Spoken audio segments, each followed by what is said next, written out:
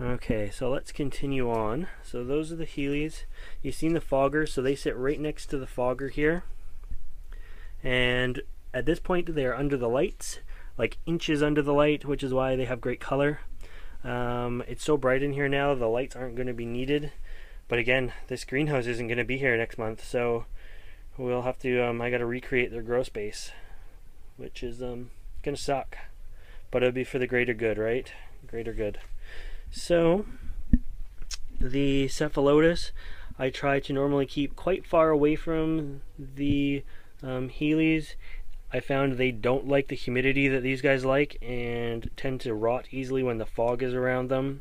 I can't say that I've lost any plants to it, but you know, I just want to keep them a little bit drier, so I keep the mix very dry. These guys don't sit in water, they get top watered. This one's got a lot of non-carnivorous leaves, 2 growth points, and I can see pictures coming out. This guy here, it's looking awesome. Tons of light for the winter time. It didn't do much. A few non-carnivorous leaves, and I seen somewhere in the mix there I have some new growth points coming out as well. And back there are a couple pullings. They're doing quite well. Cephalotus seedlings, it's doing okay. It's pretty big. This one's getting a good size. That's a red form. Look at that stupid little guy. These guys germinated about the same time. This one's just doing nothing, and that one's doing well.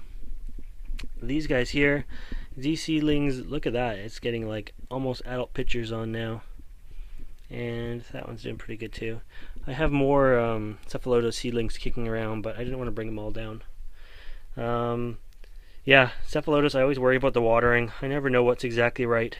I use super rocky, well-draining mixes, and I let the top almost go dry before I rewater. I can look from underneath and see that the drain holes are still moist, so I just don't worry. Nothing like the Nepenthes or like the Heliamphoras. Let's swing you up. Sorry if this is too bright.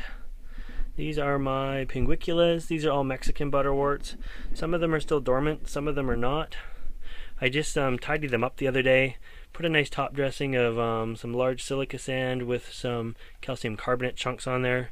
Try to keep the moss at bay. Little tiny flower on that guy. Some bigger flowers.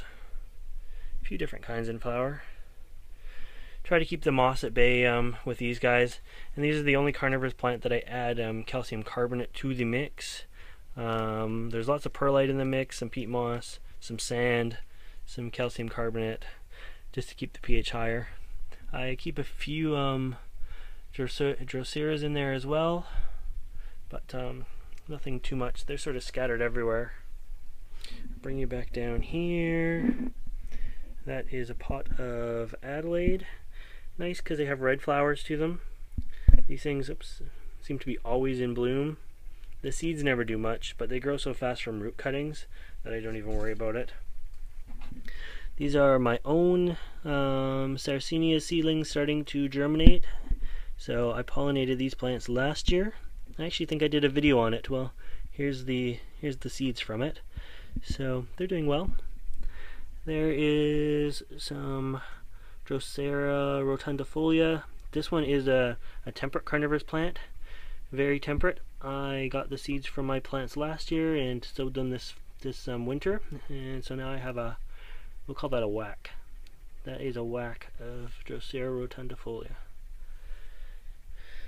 Some seedling maxima. They're doing okay. They're getting some color in the pictures. Slow growing. Fasolena. It always seems red. I try to keep it out of the light now, but it's always a red plant. Platychilla.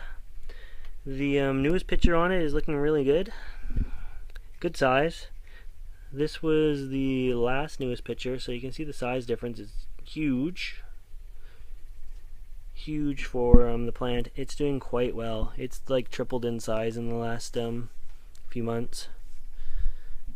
Singulana is looking really well.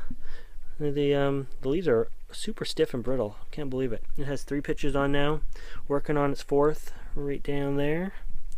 Working on its 5th. This is a teeny tiny Highland Veitchii. Although it's teeny tiny, it's actually probably doubled in size since I've got it. Before we go too far, some seedling Psittacinas. I wintered my seedlings in the greenhouse this year, give them some extra growth, and it's worked. They're not out there dormant anyways, so that's good. Alright, Intermis. Although it's a tiny plant, it has grown in leaps and bounds since I've got it. Huge now compared to what it was. Huge. A couple Aristolochoides. I'm sure I'm saying that wrong each and every time. So it's got some pictures that are remnant, like they kind of look like the adult pictures will. So I know at least it's the right species. So they're doing really well. There's a little dead leaf there, but picturing like crazy. The thing's doubled or tripled in size. These were tiny. Azume, I just separated these seedlings out. So they're doing quite well. They're getting some color in the pictures now. And I thought it was time to see exactly how many I had. And there was 13 of them in this pot here. So I actually ended up with several pots of them all spread out. So that was good. Lowii, although tiny, it's and a slow grower. It's growing good. It's I can't say it's not growing. Each plant has got one full pitcher and almost a second pitcher. Very, very dark. The pitchers are dark red. This guy here is Hamada Platychilla. It's getting its first pitcher since I've got it. I think it had this one when I got it. When I got it, it also had a broken growth point right there. So it's recovered from that, and it's doing really well. You can definitely see the Platychilla in the pictures. Macrophylla. Working on a nice leaf here with a pitcher down there. No teeth or anything yet. Still teeny tiny pitchers, but these teeny tiny pitchers are so much bigger than the last teeny tiny pitchers. Or when I got it, the pitchers were like half that size. So that's a bonus. This is Burbigia cross Edwardsania. Yep, no pictures on that one yet. Getting its first real new leaf since I got it. I got it at the same time as I got the Hamada cross. Bongso is looking fabulous. Working on a fourth picture down here. Wiggle, wiggle. The last picture looks amazing. Beautiful peristome. Dark sort of purple picture with green laddery wings on it. Behind it are some Capensis. This Capensis was outside at the -8. It completely died back and then came back from the roots. There's an albino. That one was out and it froze too, but they've come back. I still have Capensis outside. I threw them back out. They're just kind of doing nothing out there. These are my seedling Flava from last year. They're looking Flava-ish now, so that's good. They won't winter in the greenhouse again, so they'll need a winter dormancy. This is a Truncata, and reasonably slow growing guy. Here is the latest picture on it that has actually popped. It's forming a new picture as well. I was told this was a Highland Truncata, but I don't know if it is. It's really light sensitive. It goes red very easily, so I've really tucked it into the shade. The new leaves are smaller, but they're still forming pictures, and I think they say smaller leaves equals bright light that it's adjusting to. It's got good growth on it everywhere. There's a little Drosera Alice in there as well. Oh yeah, I have a whole pot of Alice sundews there. Those were seeds. Now it's just too many to count. But yeah, that is my Truncata. So I put it in a big pot to start with, and yeah, it's doing well. I wish it had more color to it. but here's what it is. Hopefully as the pictures get bigger they will. And this is a Spectabilis, getting some little shoots down here with pictures on them. It's got 2 or 3 growth points down there in basils. This is the one we repotted together a few months back. It's doing well. It never missed a beat. Unfortunately, it got into the vining stage, and like the rest, once it gets into the vining stage for me, it just stopped picturing. Let's see if I can focus. I'm sorry about the backlighting here. Let me see. We're like facing the sun now.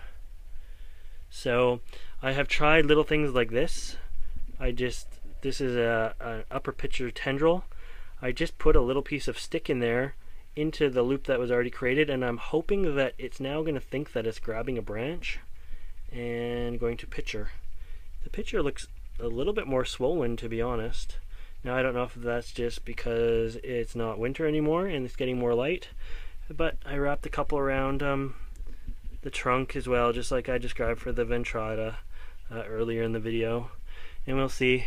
It's still got flowers and seeds up there, so this isn't where it is. This would burn up here right now. It's really hot in here.